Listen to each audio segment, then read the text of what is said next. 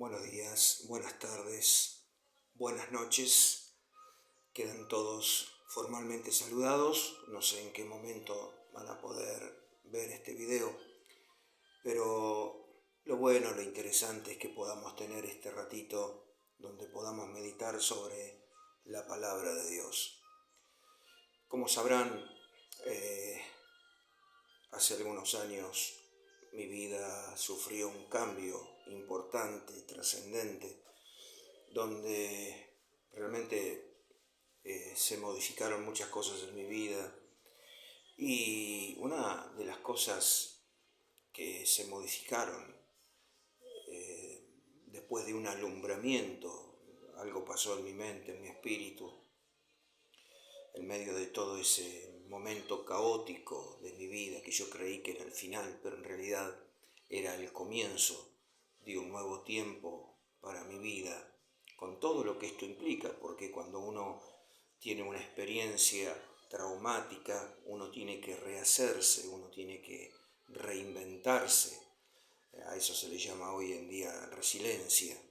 Y estamos en ese proceso de restauración, de edificación.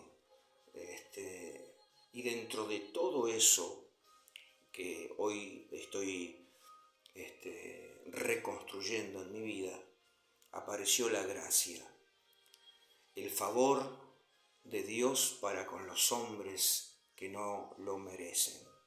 La gracia. Yo creí que conocía la gracia, pero en realidad cuando me encontré con ella me di cuenta que nunca la había conocido.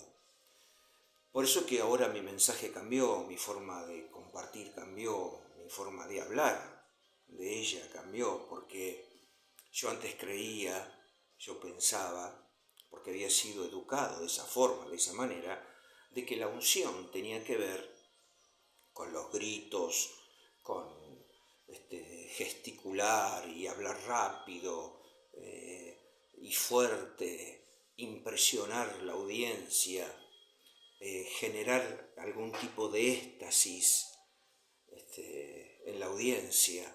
Yo consideraba, por lo que me habían enseñado, de que eso era unción, pero en realidad simplemente era palabras huecas y vacías, como dice el apóstol Pablo en 1 Corintios 13. Ahí hay una serie de enumeración de actos y acciones que en realidad, si no se tiene amor, de nada sirve y de nada valen. Por eso que ha modificado y ha cambiado varias cosas en mi vida, y la gracia es una puerta dimensional. La gracia es una puerta por donde entramos a un mundo totalmente desconocido, se los puedo asegurar. Tengo 61 años de vida y he pasado 55 dentro del sistema religioso evangélico que yo abracé desde las entrañas de mi madre. Y doy gracias a Dios porque me permitió conocer una cara de la moneda, pero en realidad nunca fue la verdad. Inclusive la gracia es una verdad transicional, porque nos va llevando a otras profundidades desconocidas. Por eso que cuando uno tiene la mente de Cristo o va haciéndose de ella, uno va entrando en dimensiones realmente, por eso que el apóstol Pablo decía, cosa que ojo no vio ni oído oyó, ni ha subido a corazón de hombre, son las que Dios tiene preparada para cada uno de nosotros. Dentro de este contexto que trato de explicar, hay cosas que yo antes no hablaba porque iba a entrar en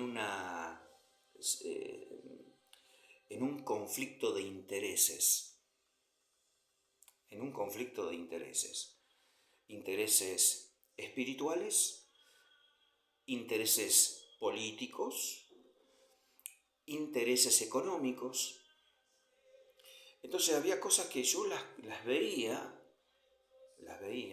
inclusive el interés a no ser rechazado por el sistema. yo veía cosas que, digo, ¿cómo puede ser? Acá yo estoy viendo cosas en la Escritura de que nunca me hablaron, nunca me predicaron, nunca me enseñaron, nunca me manifestaron. Pero claro, uno analizándolas, cuando uno empieza a entender estas cosas que nunca nos predican, se cae el sistema. Lisa y llanamente se cae el sistema. Entonces, yo voy a hacer simplemente un par de lecturas, para no extenderme, porque no es la idea, para que podamos entender un poquito de lo que estoy hablando y diciendo. Más allá de mis palabras, es importante la palabra de Dios. Mire, Gálatas. ¿Por qué Gálatas, la carta a los Gálatas es tan conflictiva? Porque allí hubo un conflicto de intereses. Allí hubo un conflicto de intereses muy fuerte entre Pablo y los apóstoles. Pablo había fundado la iglesia en Gálatas. Él le había transmitido su experiencia, que no era la misma, su visión, que no era la misma de la cual los apóstoles, el resto, los 12 con Matías, que ni corta ni pincha, ninguno de ellos tenía la misma visión que el apóstol Pablo. Entonces llegaron a Gálatas y llegaron a confundir. Iban a los Gálatas, a Galacia, fueron para confundir y para que el ministerio de Pablo no siguiera funcionando de acuerdo a las pautas y a las creencias del apóstol Pablo.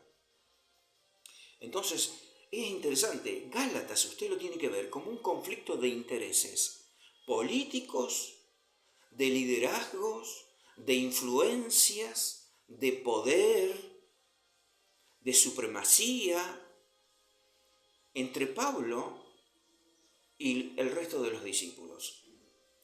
Eran dos experiencias totalmente distintas y diferentes las que ellos habían tenido. Y la fama de Pablo se iba acrecentando y los discípulos iban menguando. Porque usted se dará cuenta que todo lo que nosotros conocemos de la Biblia, tiene que ver precisamente con las cartas paulinas, donde está la doctrina. Y en esa doctrina tan importante y trascendente es la que nosotros tenemos que incorporar, entendiendo y analizando el concepto con el cual Pablo trata de comunicar qué ha hecho la religión durante 2024 años. Es confundirnos, hacer una mezcla entre lo que Pablo enseñaba y entre lo que enseñaba los discípulos. Esta confusión llegó a Gálatas. Esta confusión llegó a todos los lugares donde Pablo establecía una obra, una iglesia. Venían por detrás falsos hermanos, como así lo describe el apóstol Pablo, falsos hermanos y falsos maestros, hipócritas. Si usted mira capítulo 2, verso 11 en adelante, se va a dar cuenta que lo que decía Pablo era muy fuerte. En el próximo capítulo, video, vamos a entrarnos en estos puntos tan importantes y trascendentes. Nos vemos en la próxima. Bendecidos con toda bendición y esté atento.